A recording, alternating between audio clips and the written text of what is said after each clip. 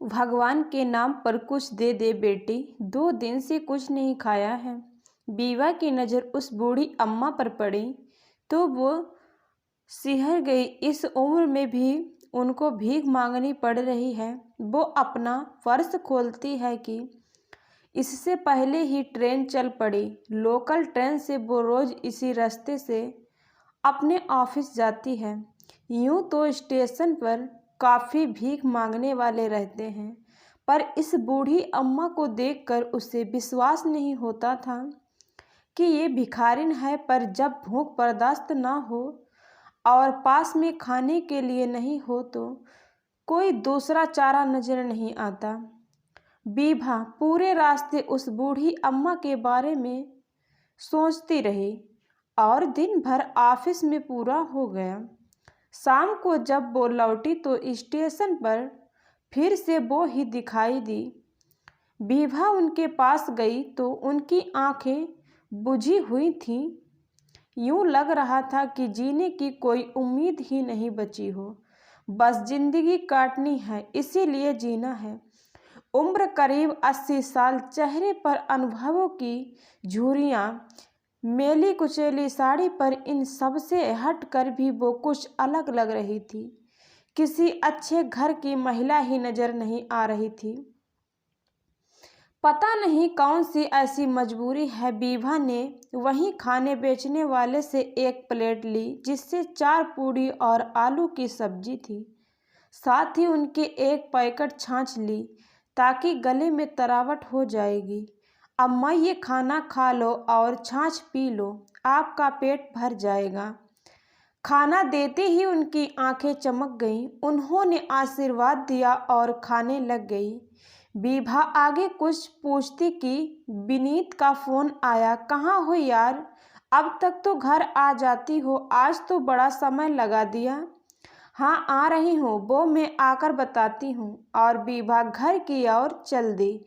तुम भी ना बीभा, स्टेशन पर तो ऐसे कितने भी भिखारी होते हैं, रोज कितनों को खाना बांटोगी? आज दोगी तो कल भी तोड़ते हैं, विनीत ने तेज स्वर में कहा। विनीत ये आम भिखारिन का तरह नहीं है, जरूर कोई मजबूरी होगी।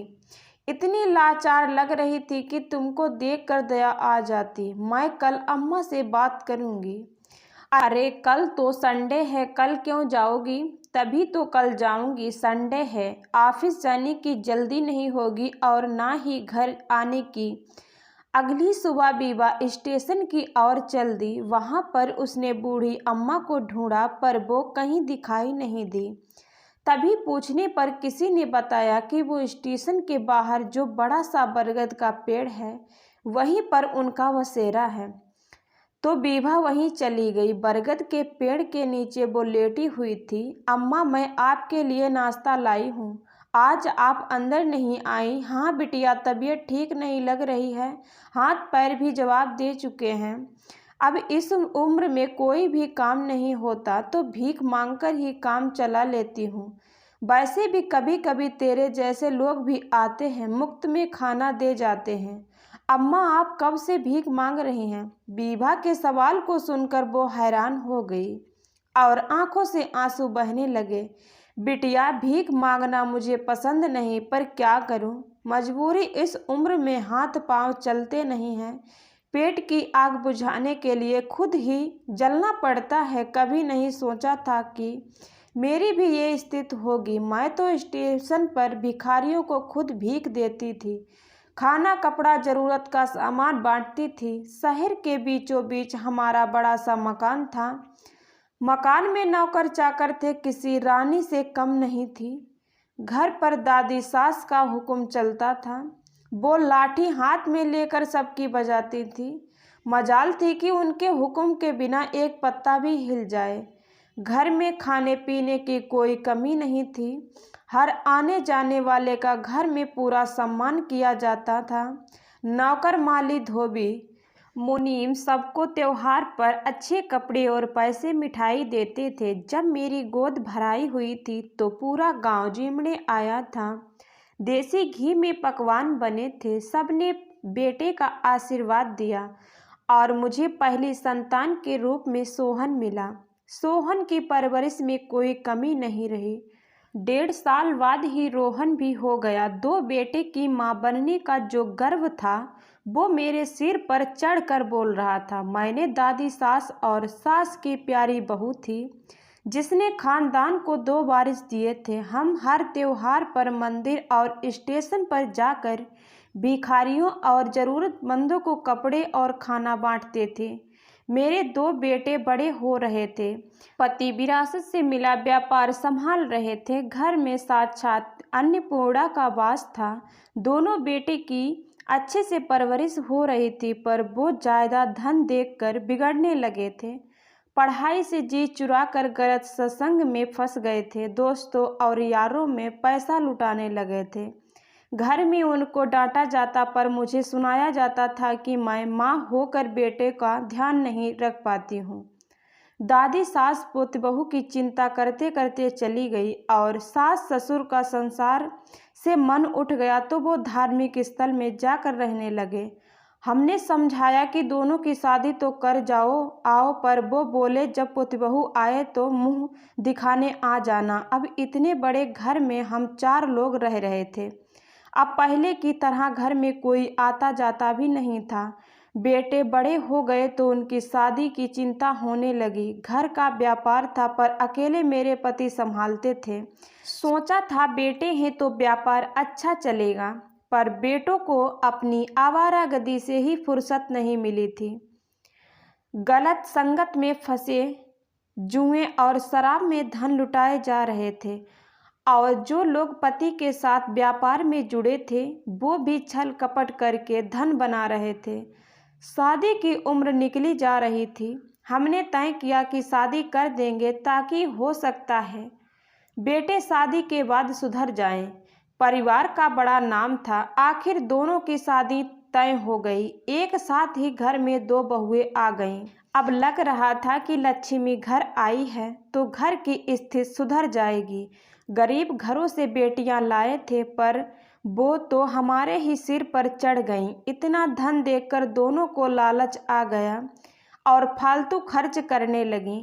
पहले तो हम बेटों से ही ऊपर परेशान थे, पर अब बहुएं भी नकचढ़ी आ गई थीं। वो भी अयासी में कम नहीं थी। महंगे कपड़े जेवर खरीदने और सैर सपाटे में लगा रही थी। मेरे पति व्यापार में घर बार संभाल रहे थे। दोनों देर तक उठती नहीं थीं और रसोई में पैर नहीं रखती थीं। मेरी हालत देखकर पति ने बेटों को कई बार समझाने की कोशिश की, पर वो समझे नहीं। ये चिंता करने लगे और एक दिन अचानक इनकी तबीयत बिगड़ी और मुझे संसार में अकेला छोड़कर चले गए। इनके जाने के बाद भी बेटों की नींद नहीं खुली। 2 बच्चे हो गए, पर परिवार संभाला नहीं गया और उसमें नुकसान होने लगा। एक दिन ऐसा आया कि कर्जदारों की भीड़ सिर पर आकर खड़ी हो गई। दोनों बेटों को तब होश आया, पर जब तक सब कुछ नष्ट हो चुका था। अब घर में लड़ाई झगड़े शुरू हो गए। दोनों बहुएं रोज मायके जाने की धमकी देती और घर में भी पैसों की भारी तंगी हो गई थी। तो कहते हैं ना, विधवा माँ सबकी आंखों में खटकती है। मैं विधवा थी, कोई सहारा नहीं था, तो दोनों बेटे बहू कुछ भी सुना देते थे। मेरे खाने पीने में कटौती करने लगे थे। उन्हें लगता था कि अकेली इस माँ का बहुत खर्चा हो जाता है। अब रोज मुझे कोसे जाने का। मेरी वजह से दोनों कहीं ढंग से काम नहीं कर पा रहे थे। घर में विधवा हो तो बरकत भी नहीं होती।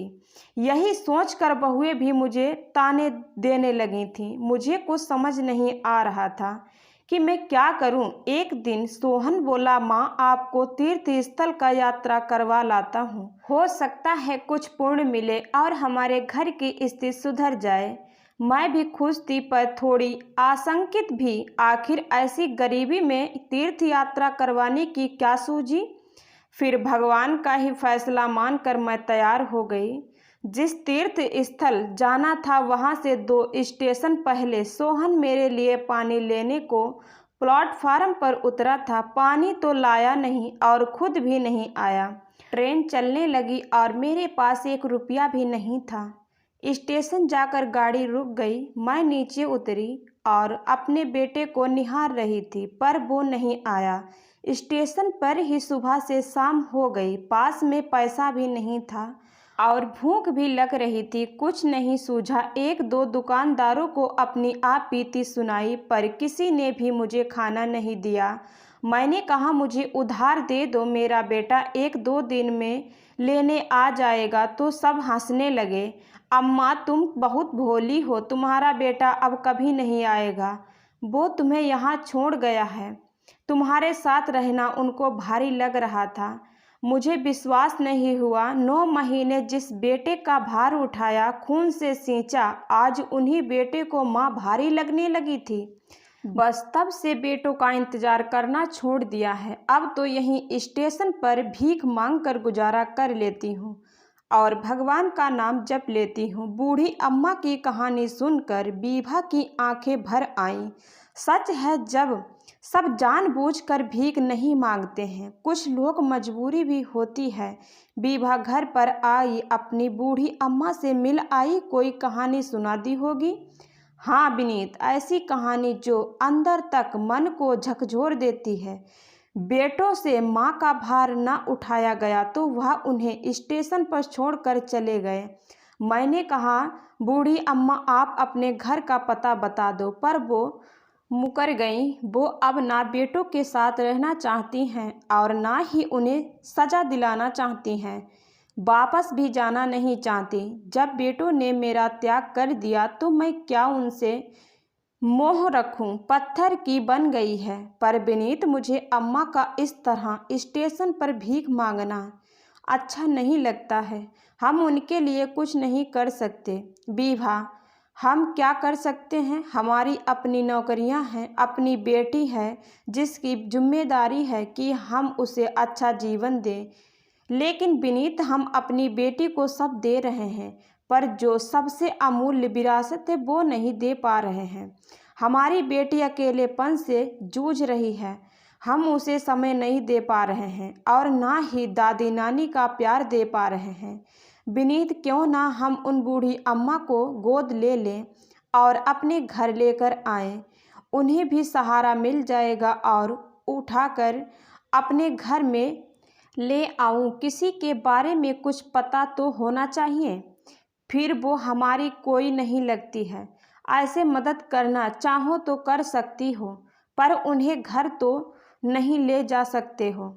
अनजान अजनबी लोगों का कोई भरोसा नहीं होता है। लेकिन विनीत, तुम भी तो अनजान और अजनबी ही थे जब तुम्हें अनाथालय से लाया गया था। बीभा की बात सुनकर विनीत चौंक गया। फिर वो झूठ भी नहीं बोल रही थी, वो भी अनाथ था। जाने क्यों उसके माता पिता ने उसका त्याग कर दिया था। आज भी उसे अपने माता पिता की याद आती है। जिन लोगों ने उसे गोद लिया था, उन्होंने बड़े लाड़ प्यार से पाला और आज उन्हीं के दम पर वो अपने पैरों पर खड़ा हुआ है। बीभा से शादी हुई और एक दिन दोनों उससे ही मिलने अपनी कार से आ रहे थे, पर भीषण सड़क दुर्घटना में दोनों मारे गए और अपनी पोती का चेहरा भी देख नहीं पाई। विनीत फिर से अनाथ हो गया था। ये तो बीभा ने उसे संभालना और हर कदम पर उसका साथ दिया। मुझे माफ़ कर दो बीभा, हम कल सुबह ही उन अम्मा के पास चलेंगे और उन्हें घर पर ले आएंगे। रात को बीभा बहुत खुश थी। उसने अपनी बेटी को भी बताया था कि वो कल दादी को लेकर घर पर आएंगे। सुबह उठकर तीनों ही स्टेशन चल दिए। बीभा की नज़रें उन्हें ढूंढ रही थीं। तभी दूसरी और बहुत भीड़ दिखी। वो भीड़ के अंदर देखने की कोशिश करने लगी। अंदर देखा तो मुंह से चीख निकल गई। अम्मा का शव पड़ा मिला था। काफ़ी दिन से बीमार थी। समय पर इलाज न मिलने के कारण मृत्यु हो गई। 2 बेटों की माँ भीख मांगने पर मजबूर हो गई थी और आज एक लावारिस की भांति स्टेशन पर पड़ी थी। बीभा रोने लगी। बहुत मुश्किल से विनीत ने समझाया। लोग एक एक करके जाने लगे, पर बीभा वहाँ से हिली नहीं। विनीत, हम अम्मा को अपने साथ नहीं रख पाए, पर सम्मान से इनका अंतिम संस्कार तो कर ही सकते हैं।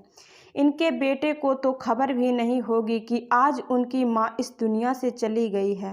विनीत ने पुलिस वालों से परमिशन ली और सम्मान से अम्मा का अंतिम संस्कार कर दिया।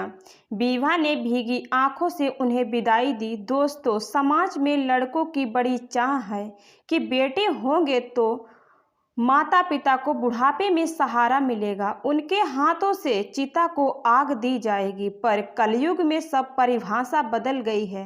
बेटे जीते जी माता पिता को छोड़ देते हैं, घर से बेघर कर देते हैं। ऐसे ना जाने कितने बेटे होंगे। दोस्तों, कहानी अच्छी लगी हो तो लाइक शेयर कमेंट जरूर करना। चैनल पर नए हैं तो सब्सक्राइब जरूर कर लेना। धन्यवाद। प्लीज़।